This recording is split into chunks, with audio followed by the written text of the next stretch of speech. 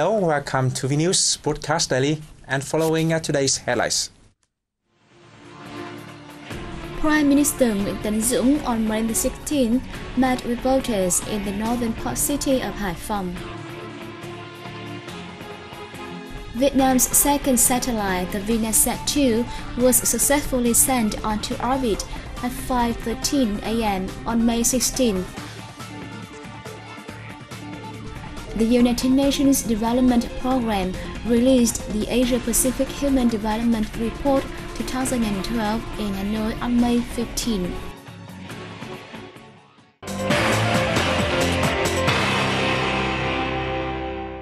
Prime Minister Nguyễn Tấn Dũng on May 16th met with voters in Truyền district in the northern port city of Hải Phòng ahead of the National Assembly third sessions scheduled to open on May 21st. At the meeting, voters expressed their joy at recent comprehensive results in national construction and socio-economic development, saying that the outcomes will lay the foundation for the country to firmly advance on the road of modernization and integration, despite difficulties from global crisis. They proposed the National Assembly increase supervision of party and state policy implementation at grassroots levels, particularly environmental protection. At the same time, the voters asked the government to pay more attention to developing infrastructure in rural areas and implementing solutions to ease difficulties for small and medium-sized enterprises. Prime Minister Dũng provided a briefing on the country's socio-economic development and affirmed that the government is determined to meet all socio-economic targets for this year. He answered questions on issues of voters' interests, such as economic restructuring, social welfare, administrative procedure reform, settlement of complaints and denunciations, and the implementation of the land law.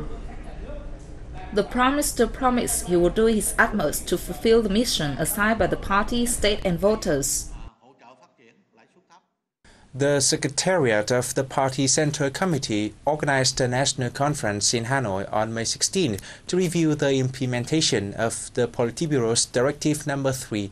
The directive requires party members to continue studying and following the moral examples set by President Ho Chi Minh.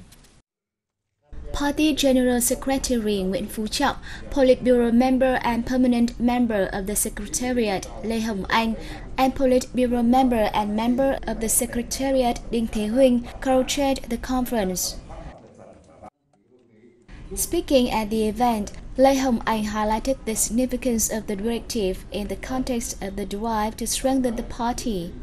He asked participants to focus on the shortcomings in implementing the directive and analyze the causes of the failures, while sharing experiences in how to make the directive a routine work for every organization and individual.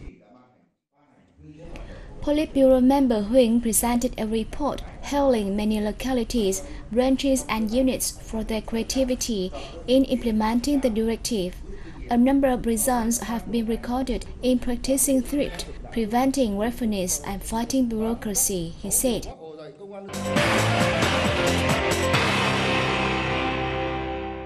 Vietnam's second satellite, the Vinasat-2, was successfully sent onto orbit from Kourou in Guyana, South America at 5:13 a.m. on May 16th, according to Vietnam's time.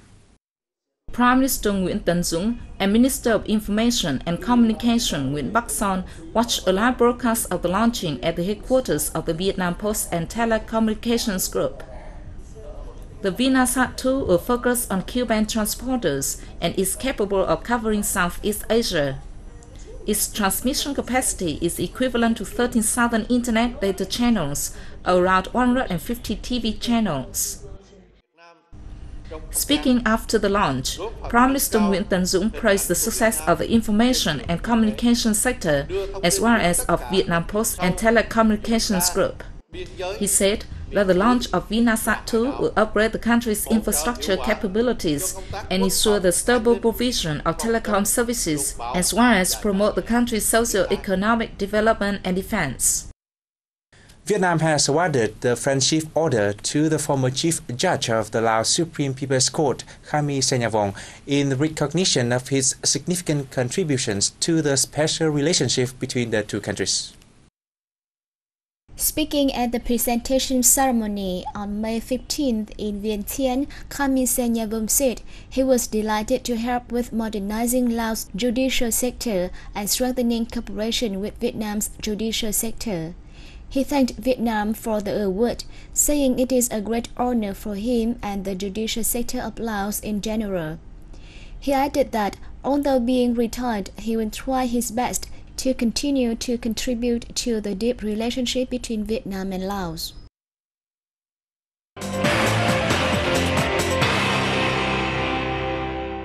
The United Nations Development Programme released the Asia-Pacific Human Development Report 2012 in Hanoi on May 15. The report was entitled A Planet to Share Sustaining Human Progress in a Changing Climate.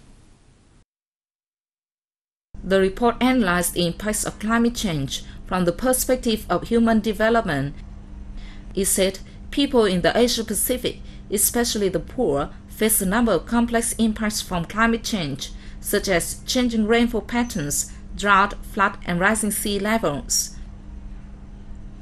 Nations in the Asia-Pacific should try to strike a balance between economic growth and emission, and their success or failure will create a domino effect globally, the report said.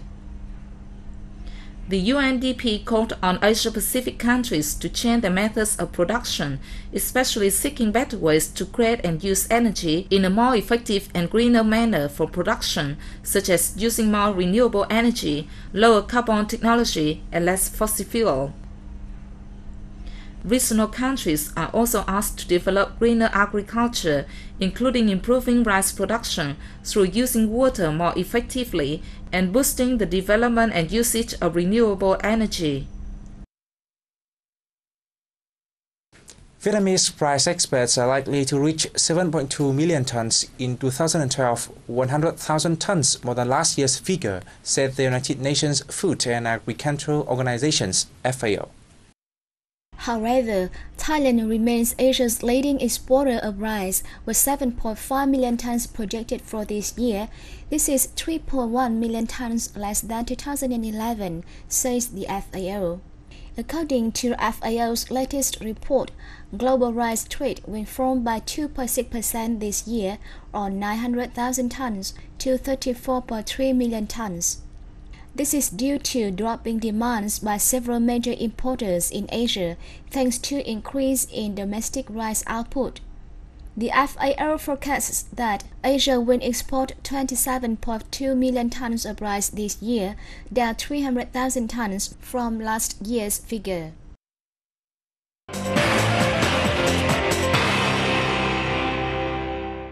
A special concert was held in Hanoi on May 15th to celebrate the 122nd birthday anniversary of President Ho Chi Minh. The event was attended by Party General Secretary Nguyễn Phú Trọng and National Assembly Vice Chairwoman Tòng Thị Phóng, as well as several other senior officials. The program, entitled Offering Uncle Ho a Lotus Sepal, featured songs and dances inspired by President Ho Chi Minh and his revolutionary life.